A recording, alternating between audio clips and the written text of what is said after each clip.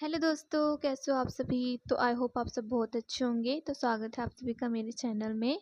तो आज की जो हमारी वीडियो है उसमें मैं आपको बताऊंगी कि हड़प्पा समाज में सामाजिक और आर्थिक भिन्नता का पता कैसे चलता है।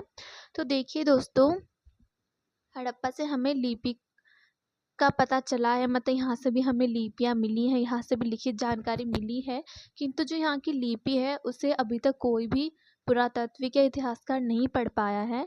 तो इसीलिए हमें यहाँ से लिखित जानकारी तो मिलती है, लेकिन हमें उससे कोई भी अ, वैसी जानकारी समझ में नहीं आई है। तो हड़प्पा सभ्यता के बारे में हमें जो भी जानकारी मिलती है वो हमें यहाँ के अवशेषों से पता चलती है। मतलब कि हमें यहाँ से कोई भी लिखित जानकारी नहीं मिली है। यहाँ का पता जो हमें चलता है वो हमें यहाँ की जो वस्तुएं हमें खुदाई से प्राप्त हुई हैं, चाहे वो आभूषण हो, वस्त्र हो, या कंकाल हो, या फिर कोई भी धातु हो, या फिर कोई भी चीज़ हो, तो उसी से हम अंदाज़ा लगाते हैं कि हड़प्पा सभ्यता ऐसा ऐसा रहा होगा, ऐसे ऐसे उस टाइम पे होता होगा।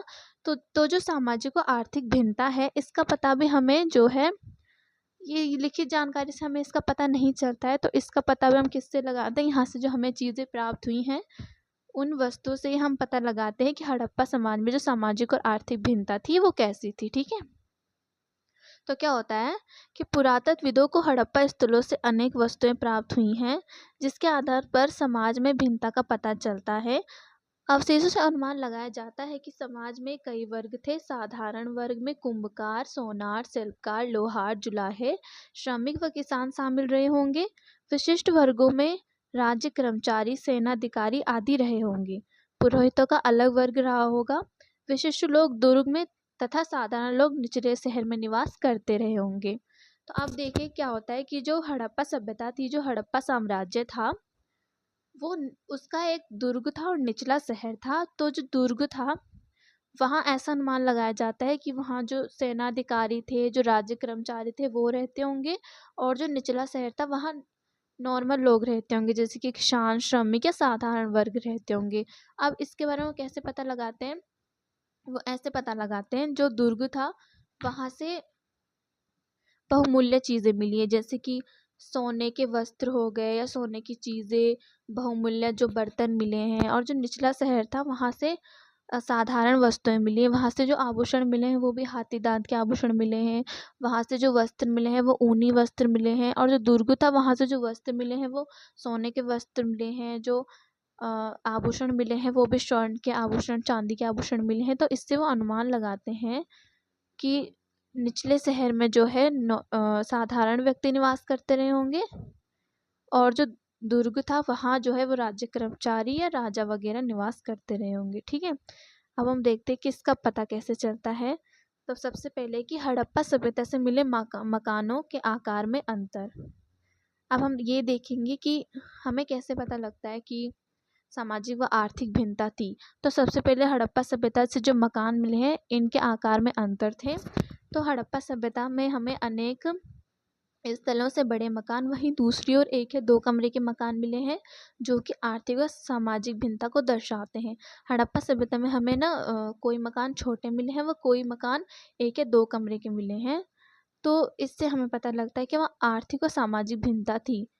ठीक है। और दूसरा है कि खुदाई से कई स्थलों से बहुमूल्य धातुएं मिली हैं, वहीं कई स्थलों से साधारण वस्तुएं मिली हैं। अब खुदाई से अनेक स्थानों पर स्वर्ण, रजत, लाजवर्त आदि बहुमूल्य धातुओं के आभूषण मिले हैं। वहीं कुछ स्थानों से मिट्टी के बर्तन, हाथी दांत के आभूषण भी मिले हैं, जो आर्थिक भिन्नता को दर्शाते हैं। जैसे कि अभी मैंने आपको बताया था कि आभूषण कहीं पे स्वर्ण के आभूषण मिले हैं, लाजवर्त के आभूषण मिले हैं, तो वहीं कई और जो आभूषण मिले हैं वो हाथी दांत के या मिट्टी के बर्तन मिले हैं। तो इससे पता लगता है कि आर्थिक भिन्नता थी, मतलब कि अमीरी गरीबी वहाँ पे थी। उसके बाद है कि मृतकों को दफनाते समय गर्तों में रखे गए सामानों में अंतर व गर्तों की बनावट में अंतर। अब साधानों में जो मृतकों को दफनाते समय उनके साथ विभिन्न प्रकार की वस्तुएं रखी जाती थी। तो उस टाइम पे क्या था हड़प्पा सभ्यता में कि जब कोई व्यक्ति मरता था तो उसको दफनाते थे, जब गर्तों में रखते थे तो उसके साथ कई वस्तुएं भी रखी जाती थी। वे वस्तुएं रखी जाती थी जिन वस्तुओं का वो प्रयोग करता रहा होगा, या जो वस्तुएं उसे सबसे अधिक प्रिय रही होंगी।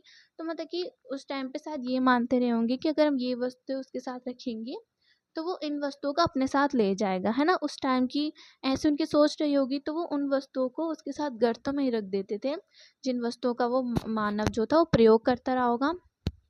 तो जो ये वस्तुएं रखी गई थी गर्तों में, तो इन वस्तुओं में भी अंतर था। किसी किसी गर्तों में तो बहुमूल्य वस्तुएं रखी गई थी, सोने चांदी के, तो कहीं साधारण वस्तुएं रखी गई थी, मिट्टी के या हाथी दांत के कुछ आभूषण। तो इससे पता चलता है कि वहाँ अमीरी गरीबी थी। उसके बाद है कि इससे आर्थिक भिन्नता का पता चलता है, जबकि शव को दफनाने वाले गर्तों की बनावट में भी अंतर था। अब क्या था कि जो शव को दफनाने की जो गर्तें थी ना, तो इनके आकारों में भी अंतर था। कोई गर्तें बड़ी थी आकार में, तो कोई गर्तें जो है वो आकार में छोटी थी। तो इससे भी हमें आर्थिक भिन्नता का पता चलता है। उसके बाद है कि वस्त्रों में अंतर। अब हड़प्पा के वस्त्रों से भी सामाजिक भिन्नता दिखाई देती है।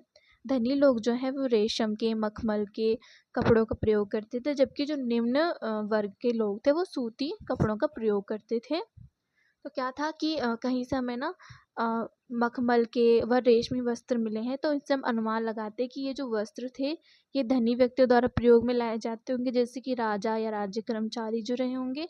और जो साधारण वस्त्र थे जैसे कि ऊन के, तो इनका प्रयोग जो है वो साधारण लोग करते रहे होंगे। ठीक है, तो इससे हमें पता चलता है कि आर्थिक व सामाजिक भिन्नता थी। लोग अमीर थे, कुछ गरीब थे। जो निचला शहर व दुर्ग है, इससे भी हमें पता चलता है कि जो अमीर लोग थे, राज्य कर्मचारी वगैरह, वो दुर्ग में निवास करते रहे होंगे, और जो साधारण वर्ग के लोग थे वो निचले शहर में निवास करते रहे होंगे। और बाकी जो हमें यहाँ से सामान मिले हैं, जो वस्त्र मिले हैं या जो भी आभूषण मिले हैं, इनसे पता लगता है कि हड़प्पा समाज में जो है सामाजिक व आर्थिक भिन्नता थी। तो आई होप आपको इतना समझ में आ चुका होगा। वीडियो अच्छी लगी हो तो वीडियो को लाइक ज़रूर कीजिएगा। धन्यवाद।